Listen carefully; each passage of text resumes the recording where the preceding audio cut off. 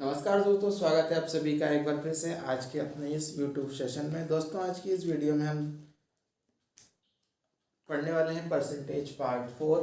तो अभी हम डिस्कस कर चुके हैं परसेंटेज पार्ट 3। दोस्तों, अगर आपने पार्ट 1, पार्ट 2 और पार्ट 3 नहीं देखा है तो प्लीज़ आप पहले जाके परसेंटेज पार्ट 2, 1, 2 और 3 देखिएगा, तब आप पार्ट 4 देखिएगा।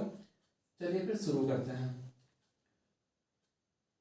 दोस्तों, अगर आपने अभी तक हमारे YouTube चैनल को सब्सक्राइब नहीं किया है तो YouTube चैनल को सब्सक्राइब कर लीजिएगा, साथ में बेल आइकन और प्रेस कर लीजिएगा, जिससे आने वाली लेटेस्ट वीडियो की नोटिफिकेशन आपको मिलती रहे। चलिए फिर शुरू करते हैं। तो पहला क्वेश्चन होगा दोस्तों आज का, जो हमने पिछले वीडियो में छोड़ा था। ताजे फल में 62% पानी होता है। क्वेश्चन क्या है दोस्तों? ताजे फल में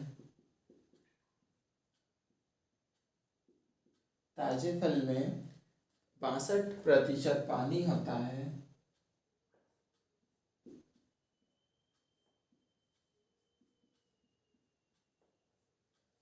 और सूखे फल में 5% पानी होता है।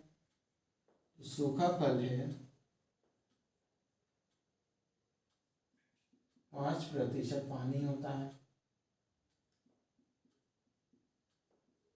और कह रहा है क्वेश्चन, अगर ऐसे ही 75 किलो ताजे फल से कितना सूखा फल प्राप्त किया जा सकता है?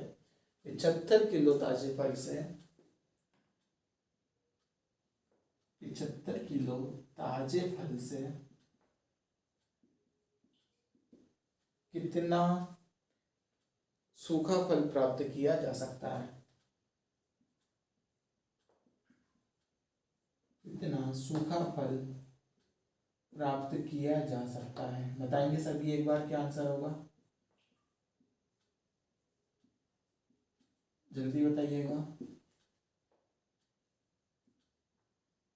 क्वेश्चन समझ में आया? अच्छे से पढ़िए क्वेश्चन को। क्वेश्चन क्या रहा है दोस्तों?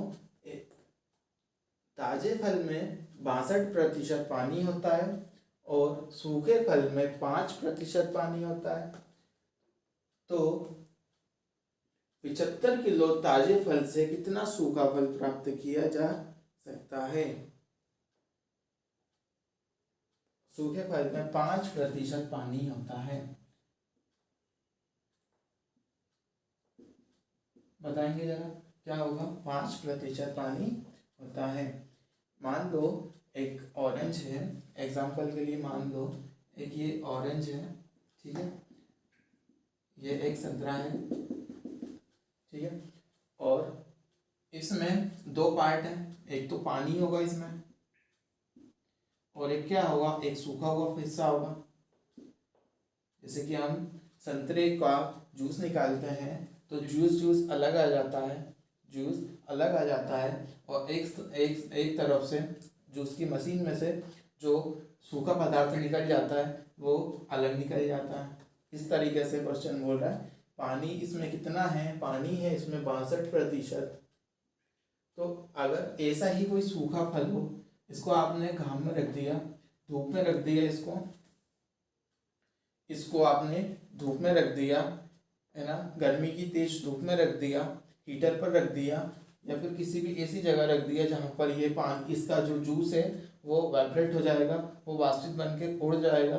तो संतरा कुछ इस तरीके से हो जाएगा जिसमें पानी नहीं रहेगा, पानी बिल्कुल सूख जाएगा और संतरा सिर्फ संतरा ही रह जाएगा, उसका सूखा हुआ हिस्सा रह जाएगा। तो इस तरीके से पूछ रहा है कि इस संतरे में 65% पानी होता है और इसमें 5% पानी बचता है, तो 75 किलो ताजे फल से कितना सूखा फल प्राप्त किया जा सकता है? बताएंगे जरा सभी। मान लो ये संतरा है, इसमें दो पार्ट्स होते हैं, एक तो सूखा और एक पानी का वाला, ठीक है। तो यहाँ पर पानी की प्रतिशत कितनी होगी? पानी और सूखा हुआ पदार्थ, संतरा का जो भी बोल देते हैं हम, उसको मान लेते हैं बल्ब, ठीक है। यहाँ पर वाटर कितना है? इसको वाटर मान लेते हैं, और इसको सूखा हुआ जो हिस्सा है उसको मान लेते हैं बल्ब, ठीक है, बल्ब। तो इसमें जो वाटर है वो कितना है?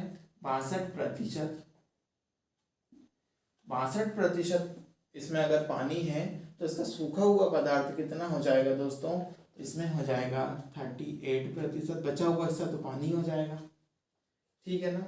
और एक ये है सूखा हुआ संतरा, ठीक है, ये संतरा है और ये है सूखा संतरा।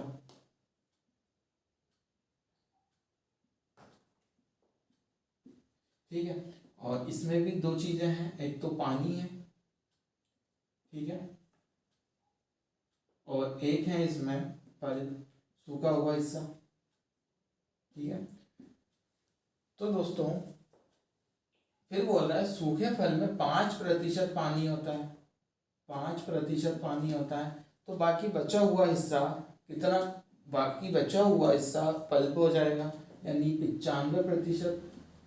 दोस्तों अगर आप किसी संतरे को धूप में रखते हैं तो उसमें से पानी ही इवापोरेट होगा, पल्प तो वैसे ही सेम रहेगा। तो यहाँ पर भी पल्प सेम रहना चाहिए, लेकिन यहाँ तो 38% है और पल्प यहाँ पर 95% है। वापरेट तो हुआ पानी, ठीक है, पानी ही जो इसका जूस है वही वापरेट हुआ है, कोई पल्प तो उसका वापरेट होगा नहीं, ठीक है। तो यानी यहाँ पर अगर पल्प सेम है तो सूखे हुए पदार्थ में, सूखे हुए संतरे में भी पल्प सेम रहना चाहिए ना, ठीक है। तो मैं क्या कह सकता हूँ दोस्तों, कि मैं कह सकता हूँ कि 38 ये फ्रेश फ्रूट है, मान लेते हैं ये फ्रेश फ्रूट है, ये ताज़ा फल है, ये सूखा हुआ फल है। तो अगर मैं ये कह सकता हूँ ताजे फल का 38% बराबर, ये भी बराबर होगा तो वो भी बराबर होगा, सूखे सूखे फल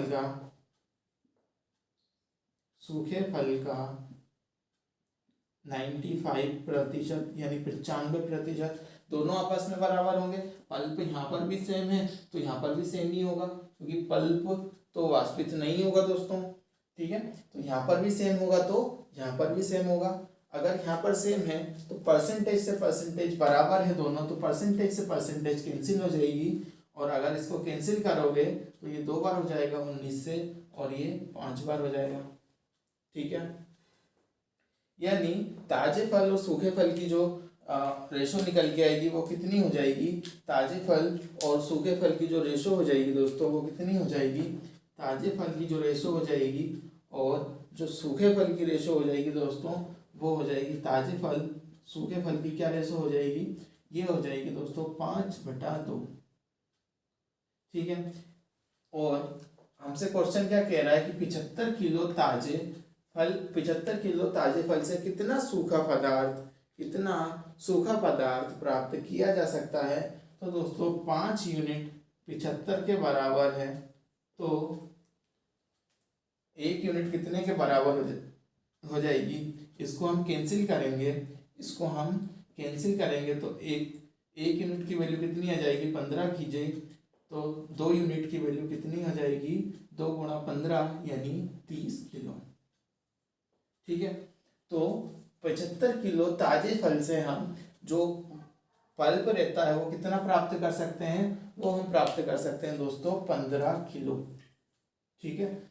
हम 75 किलो ताजे फल से 30 किलो सूखा फल प्राप्त कर सकते हैं, ठीक है। क्लियर है सभी को, आप बताएंगे जरा, सभी क्लियर है सभी को।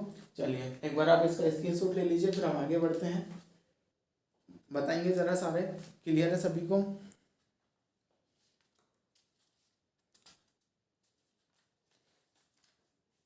चलो उम्मीद है आप सभी ने इसका स्क्रीनशॉट ले लिया होगा।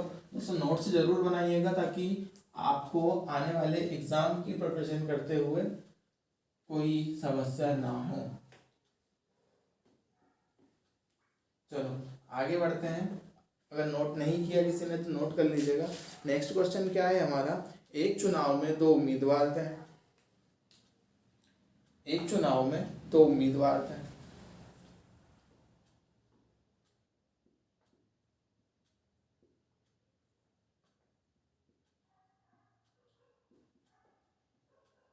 एक चुनाव में 2 उम्मीदवार थे। पहले उम्मीदवार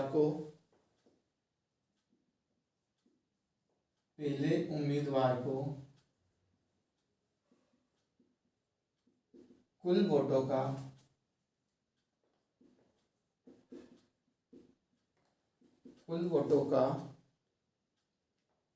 47% वोट मिले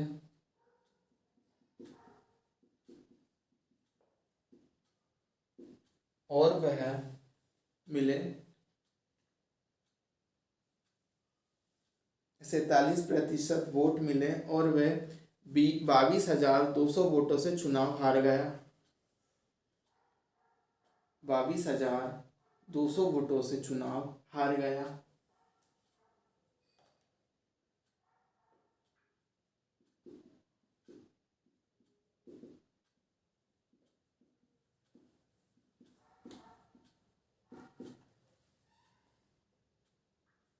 कुल मतदाताओं की संख्या ज्ञात कीजिए।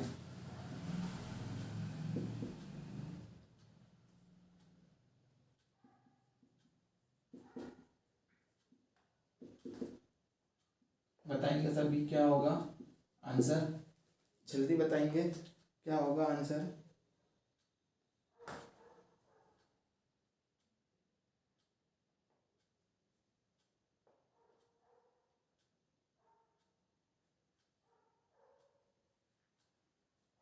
बताएंगे जरा क्या होगा इसका आंसर दोस्तों? देखो, चुनाव में दो व्यक्ति रहते हैं, दो व्यक्ति हैं एक चुनाव में। वो कह रहा है एक व्यक्ति जो कि 47% वोट मिले हैं और वो 22,200 वोटों से हार गया। ठीक है, उसको 47% वोट मिले और वह 22,200 वोटों से हार गया। कुल मतदाताओं की संख्या हमें ज्ञात करनी है। हम मान लेते हैं 100% मतदाता है यहाँ पर। मतदाता जो कि यहाँ पर कितने हैं? 100% है। ठीक है, यहाँ पर कितने? 100% मतदाता हैं और यहाँ पर दो कैंडिडेट्स हैं, एक विनर है और एक लूजर है, एक जीता है और एक हारा है। एक विनर और एक लूजर है, दो कैंडिडेट्स हैं, एक हार गया और एक जीत गया। क्वेश्चन कह रहा है कि जो व्यक्ति है हारा वो कितने से हारा? 47% वोटों से मिला और वो 22,200 वोटों से हार गया। इसको हारने वाले व्यक्ति को अगर 47% वोट मिले हैं दोस्तों, तो जीतने वालों को कितना प्रतिशत मिला होगा? 53%, 53%। और क्वेश्चन कह रहा है कि कितने वोटों से हार गया वो? 22,200 वोटों से। लेकिन अगर हम इन दोनों का अंतर देखें, दोस्तों, तो दोनों का अंतर कितने का है? 6% का। ठीक है, 6% का अंतर है और ये क्वेश्चन कह रहा है कि ये वो 22,200 वोटों से हार गया। ठीक है, अगर 22 वोटों से हार गया ये, तो 1% की वैल्यू क्या हो जाएगी? 1% की वैल्यू कितनी हो जाएगी दोस्तों? अगर इसको 6 से कैंसिल करेंगे तो इसकी वैल्यू कितनी हो जाएगी? 3600। ठीक है, इसकी वैल्यू कितनी हो जाएगी? 3600। ठीक है, यानी सॉरी, इसको अगर कैंसिल करेंगे तो ये हो जाएगा 3700। अगर 100% की वैल्यू हमें निकालनी हो दोस्तों, तो 100% की 1% की वैल्यू कितनी है? 3700। तो 100% की वैल्यू निकालने के लिए हम गुणा कर देंगे 3700 से, तो हमारी वैल्यू जो निकल के कितनी आएगी? 3,70,000। ठीक है, तो यहाँ पर कुल मतदाताओं की संख्या कितनी है दोस्तों? 3,70,000। ठीक है, देखो, एक जो मतदाता है वहां पर कितने हैं? मान लेते हैं 100% मतदाता हैं, जिनमें से एक व्यक्ति जीता है और एक व्यक्ति हारा है। हारने वालों को 47% वोट मिला है और वो कितने से हार गया? 22,200 वोटों से। और जीतने वाले व्यक्ति को 53% मिला है। इन दोनों का डिफरेंस 6% का है। 6% के बराबर है 22,200। 1% कितना का बराबर होगा? 3700 के। तो 100% कितने के बराबर होगा? 3,70,000। ठीक है, आगे बढ़ते हैं नेक्स्ट क्वेश्चन की तरफ। क्लियर है सभी को? आगे बढ़ते हैं, एक और सेम सवाल लेंगे, हम सेम क्वेश्चन करेंगे, थोड़ा सा डिफरेंट रहेगा।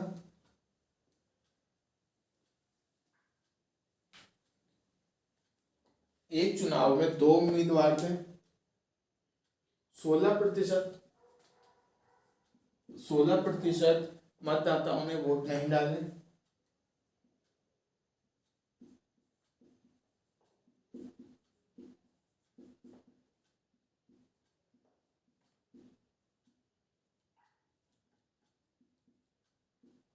16% मतदाताओं ने वोट नहीं डाले। जीतने वाले उम्मीदवार ने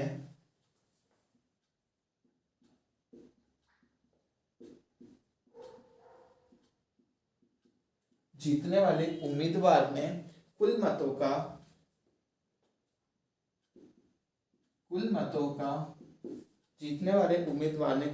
का 45% प्राप्त किया।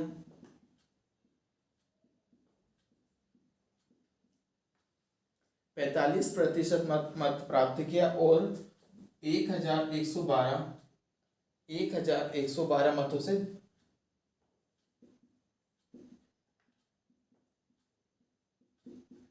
1112 मतों से जीता। मतदाताओं की कुल संख्या क्या होगी? मतदाताओं की कुल संख्या बताएंगे जरा सभी।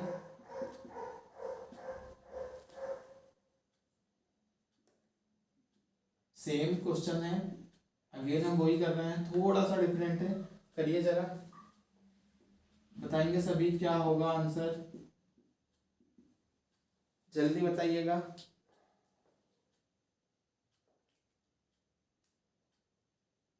बताएंगे जरा सभी। देखो जरा, एक स्कूल कॉलेज है जहां पर वोट डाल रहे हैं, वहां पर 100% वोटर्स हैं, ठीक है, 100% वोटर्स हैं। हम मान लेते हैं कुल मतदान कितने हुए हैं, कुल मतदान कितने हैं, टोटल वोटर्स कितने हैं? कुल मतदान कितने हैं दोस्तों? 100%। क्वेश्चन बोल रहा है भाई कि 16% उम्मीदवारों ने तो वोट ही नहीं डाले। 16% उम्मीदवार है जो ऐसे उम्मीदवार है दोस्तों जिन्होंने वोट ही नहीं डाले, मतलब वो उनके वोट काउंट ही नहीं, डाले ही नहीं उन्होंने। तो जो जिन लोगों ने वोट डाले वो कितने प्रतिशत हो जाएंगे? कितने लोगों ने नहीं डाला? 16% लोगों ने वोट नहीं डाले, ठीक है, वोट नहीं डाले। तो बाकी जो डाले वो कितने हो गए? 84%, ठीक है। यानी ये वो संख्या है दोस्तों जिन्होंने वोट डाले हैं। 16% लोगों ने वोट नहीं डाले। कुल मतदान कितने थे? 100%। 100 में से 16% मतदाताओं ने वोट नहीं डाले, तो बाकी रहे कितने गए? 84%, ठीक है। अब डाले गए वोट कितने हो गए दोस्तों? 84%। डाले गए वोट कितने हो गए? 84%। तो अगर एक चुनाव में 84% वोट डले हैं, 84% वोट डले हैं और जीतने वाले उम्मीदवार को कुल मतों का 45% मिला है, विनर कैंडिडेट्स को 45% मिला है, तो लूजर कैंडिडेट्स को कितने मिलेंगे? 55 लूजर को कितने मिलेंगे? 55। तो इस तरीके से नहीं करना है, क्योंकि कुल मत जो डले हैं वो है 84 में से 45 इसको मिले हैं, तो इसको कितने मिलेंगे दोस्तों? 39%, ठीक है, इसको कितने मिलेंगे? 39%, ठीक है जी। अब आगे देखो जरा, आगे क्या कह रहा है कि वो 1212 मतों से जीत गया है, लेकिन यहाँ इनका डिफरेंस देखा जाए दोस्तों, इनका डिफरेंस कितने का है? 6 यूनिट का। कितने का है दोस्तों? 6 यूनिट का, 6 यूनिट का। लेकिन ये तो बोल रहा है 1212 वोटों से जीता है, तो 1 यूनिट की वैल्यू कितनी आ जाएगी? 1 यूनिट की वैल्यू कितनी आ जाएगी दोस्तों? 206, 202, ठीक है, 202। 1 यूनिट्स की वैल्यू हो जाएगी। अगर मैं आपसे पूछूं 100% 100 यूनिट्स की वैल्यू क्या होगी, तो 100 यूनिट्स की हो जाएगी दोस्तों 202 गुणा 100, कितनी हो जाएगी 20,200। ठीक है, 20,200। ठीक है ना। तो बहुत आसान सवाल है दोस्तों, इस तरीके से आप क्वेश्चंस को बना सकते हैं। आप थोड़ी सी प्रैक्टिस करिएगा, धीरे धीरे दिन में आप इसके परसेंटेज के 10-20 क्वेश्चन करेंगे इस टाइप के, तो आपको धीरे धीरे समझ में आ जाएगा। और आपको percentage to fraction, fraction to percentage आपको सारी रटी होनी चाहिए। चलो आगे बढ़ते हैं फिर नेक्स्ट क्वेश्चन की तरफ। एक बार आप इसका स्क्रीनशॉट ले लीजिए, फिर हम आगे बढ़ते हैं।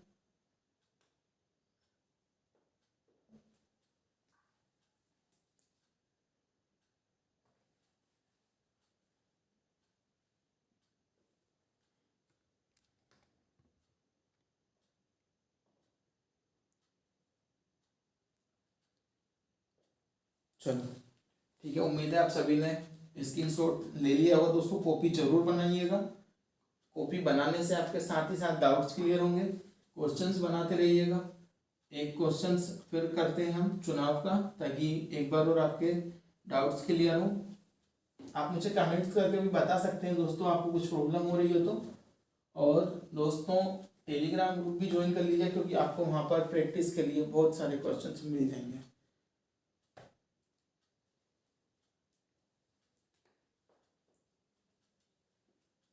क्वेश्चन बनाइएगा।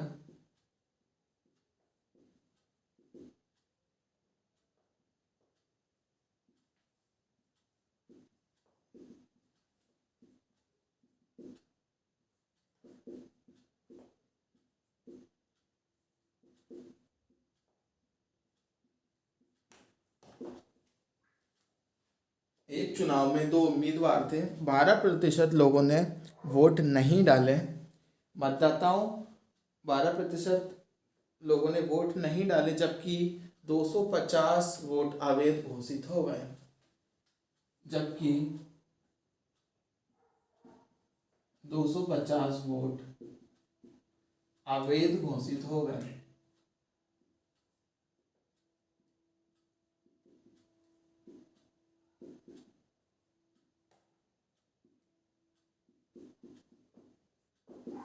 ठीक है, 250 वोट अवैध घोषित हो गए। जीतने वाले उम्मीदवार ने कुल मतों का जीतने वाले उम्मीदवार ने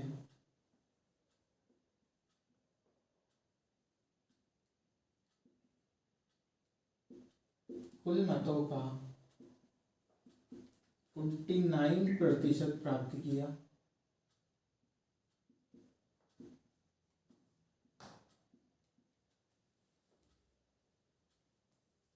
और 4100 मतों से जीता। और 4100 मतों से जीता। तो आपको बताना है डाले गए वोटों की कुल संख्या क्या होगी। डाले गए वोटों की कुल संख्या क्या होगी, बताएंगे सारे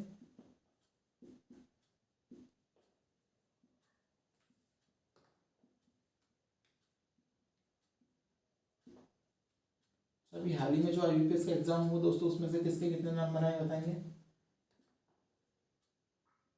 किसने एग्जाम दिए थे बताएंगे जरा। थोड़ा सा घुमावदार है, बताएंगे सभी, फंसना नहीं है बस।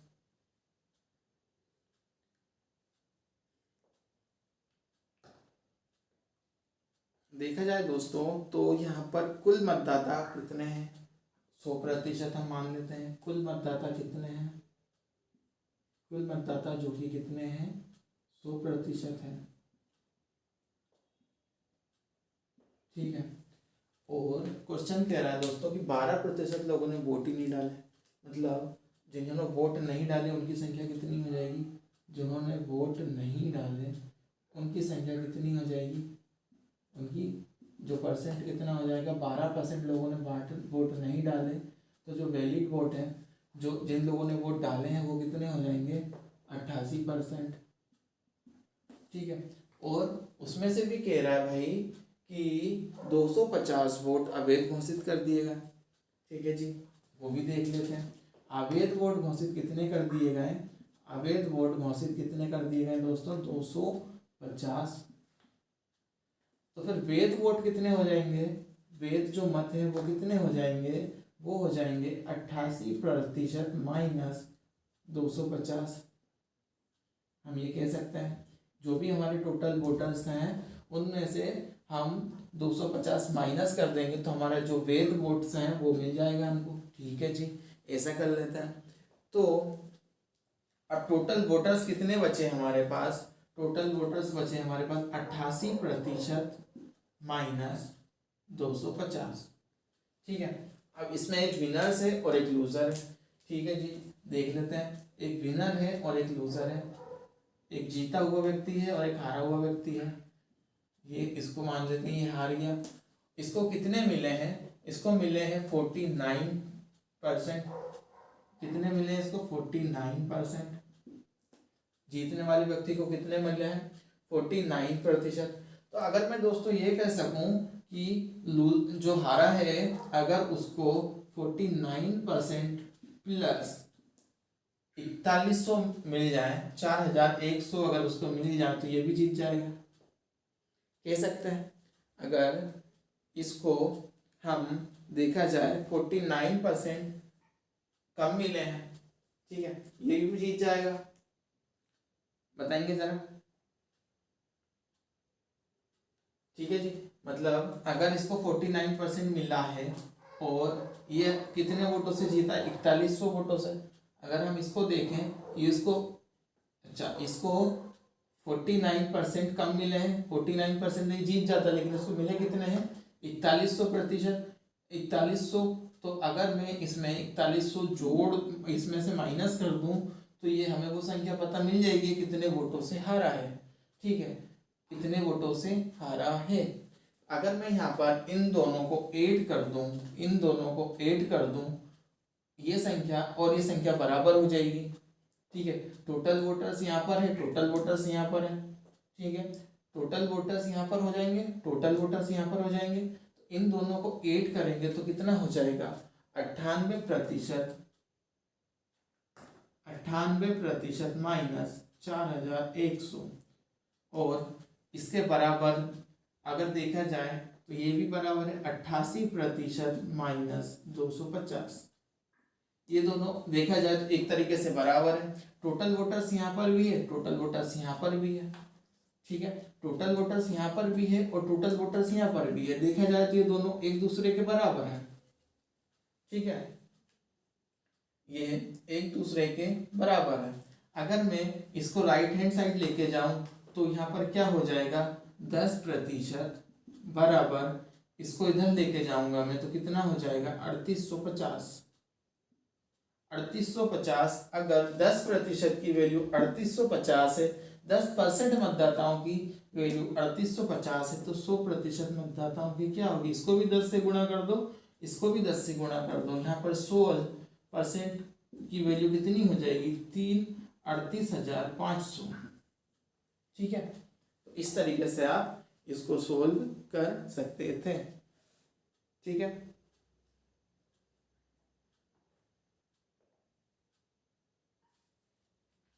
चलिए आप एक बार इसका स्क्रीनशॉट ले लीजिए, फिर हम आगे बढ़ते हैं। एक बार और मैं आपको बता देता हूँ, हमने यहाँ पर देखा दोस्तों कुल मतदाताओं की संख्या कितनी है? 100%। और जिन्होंने वोट नहीं डाले वो कितने हैं? 12%। 12%। 12%। 100 में से 12% हमने घटाया, बचा कितना? हमारे डाले गए वोट कितने हो गए? 88%। और उनमें से भी 250 वोट जो कि दोस्तों अवैध घोषित हो गए। तो वैध मत कितने हो जाएंगे? 88% माइनस 250। हमने देखा हमारे पास जो डाले गए वोट्स कितने हैं? वो हैं 88% माइनस 250। उसमें से भी एक व्यक्ति जो जीता है, एक व्यक्ति हारा है। जीते गए व्यक्ति को कितना मिला है? 49%। और हारे गए व्यक्ति को 49% माइनस 4100। ठीक है, अगर देखा जाए तो ये वैल्यू और ये वैल्यू दोनों आपस में बराबर है, तो मैं दोनों को कैंसिल इन दोनों को कैंसिल कर देते हैं। इन दोनों को, ये बराबर है तो 98 में से 88 सब्ट्रैक्ट कर देंगे तो आएगा 10, और 4100 में से 250 सब्ट्रैक्ट कर देंगे तो आएगा कितना, 3850। अगर 3850 की वैल्यू 10% है तो 100% की वैल्यू कितनी हो जाएगी दोस्तों, 38,500। ठीक है, एक बार नोट करिएगा आप।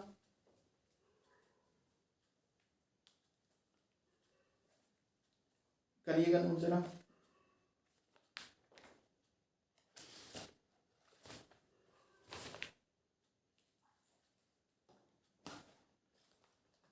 चलो एक नए टाइप की तरफ बढ़ते हैं। तो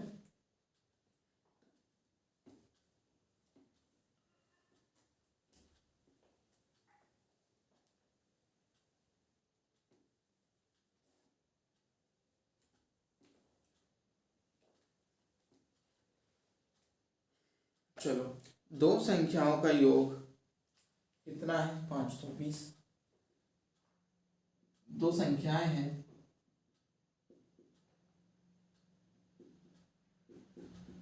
दो संख्याओं का योग 520 है। अगर यदि बड़ी संख्या में 4% की कमी की जाए,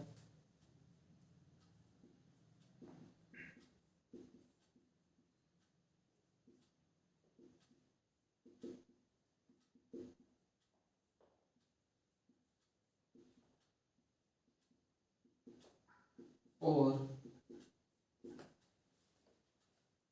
छोटी संख्या में 12% की वृद्धि की जाए, और छोटी संख्या में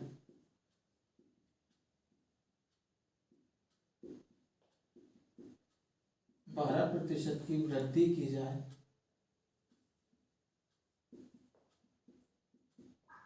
तो संख्या समान हो जाती है।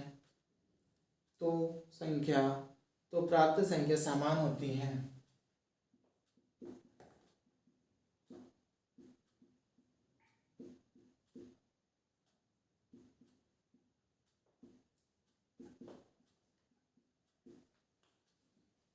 छोटी संख्या क्या होगी, बताएंगे सभी। छोटी संख्या क्या होगी,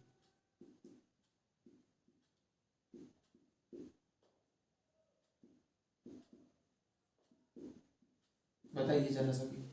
दो संख्याओं का योग 520 है।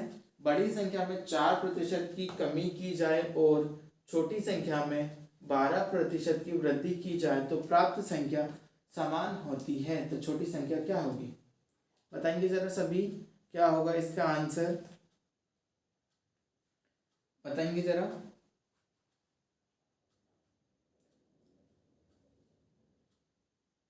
मान लेते हैं एक ए है और एक बी है। एक ए है और एक संख्या बी है।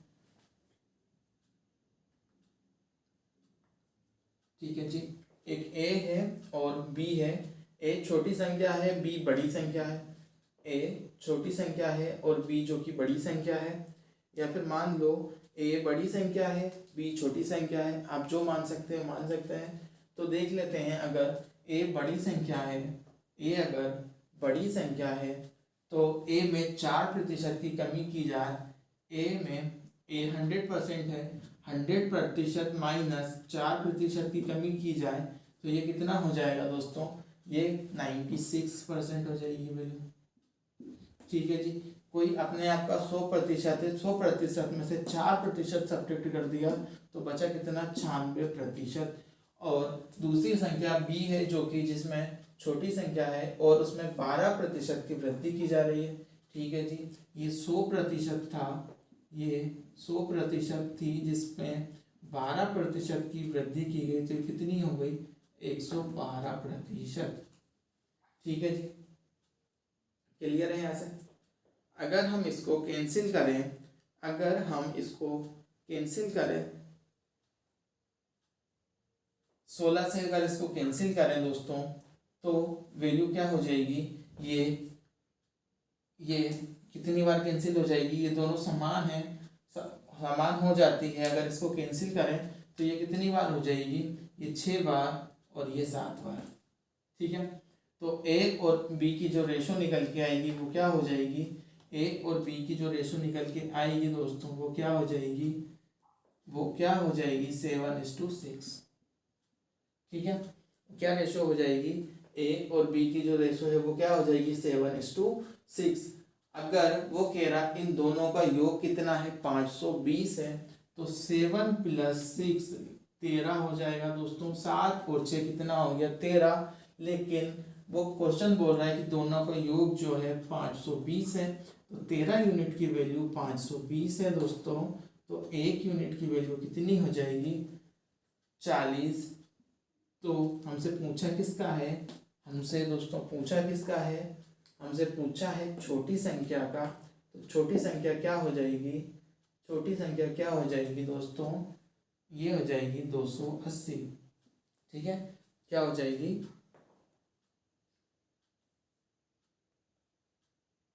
छोटी संख्या कौन सी ऊंची कौन सी है हमसे छोटी संख्या, तो ये हो जाएगी दोस्तों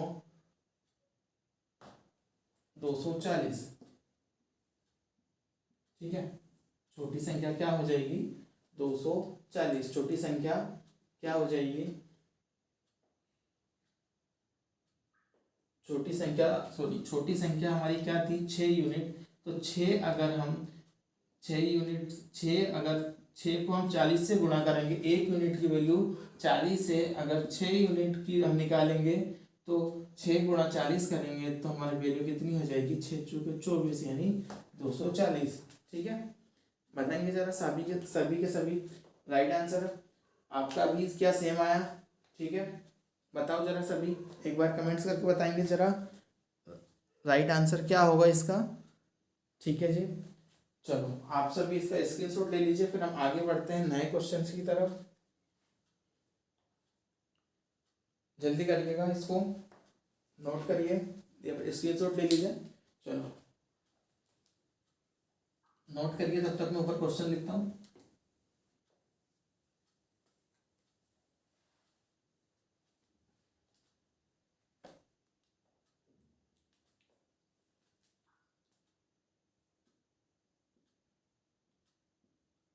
एक मशीन का मूल्य 6,250 रुपये है।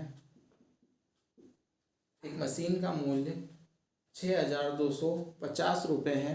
ये पहले वर्ष के दौरान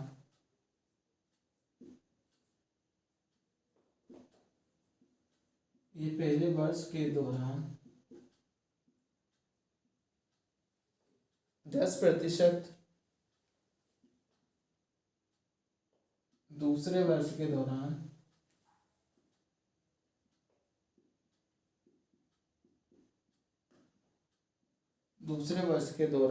20% और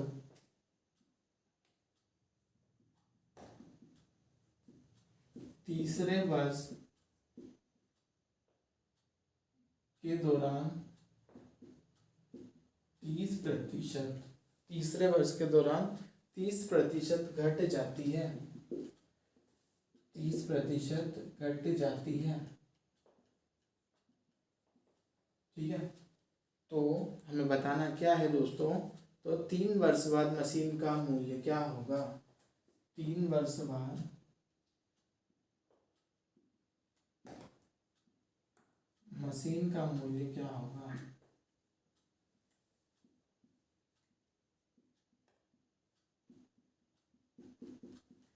बताइए सभी क्या होगा इसका राइट आंसर। आपको दोस्तों मैंने क्रमिक बट्टा पढ़ाया है, क्रमिक, ठीक है, क्रमिक तौर पर बढ़ोतरी और क्रमिक तौर पर घटाव। ठीक है, तो ये दोस्तों अगर आपने नहीं देखा है तो पहले आप फास्ट ट्रैक में फिर जो परसेंटेज की पहली वीडियो है आप वो देखिए, आपको वहाँ से क्लियर हो जाएगा। ठीक है, तो दोस्तों 6,250 रुपये किसी मशीन का एक मूल्य है। पहले वर्ष उसमें 10% की वृद्धि होती है, दूसरे वर्ष 20% की वृद्धि होती है और तीसरे वर्ष 30% की वृद्धि कमी होती है। लगातार इसमें गिरावट होती रहती है, पहले वर्ष 10%, दूसरे वर्ष 20% और तीसरे वर्ष 30%। ठीक है। तो इसमें लगातार जो है वो इसकी मूल्य जो कि धीरे धीरे कम होती जा रही है। तो हमें बताना है कि 3 वर्ष का मूल्य, 3 वर्ष बाद मूल्य क्या होगा।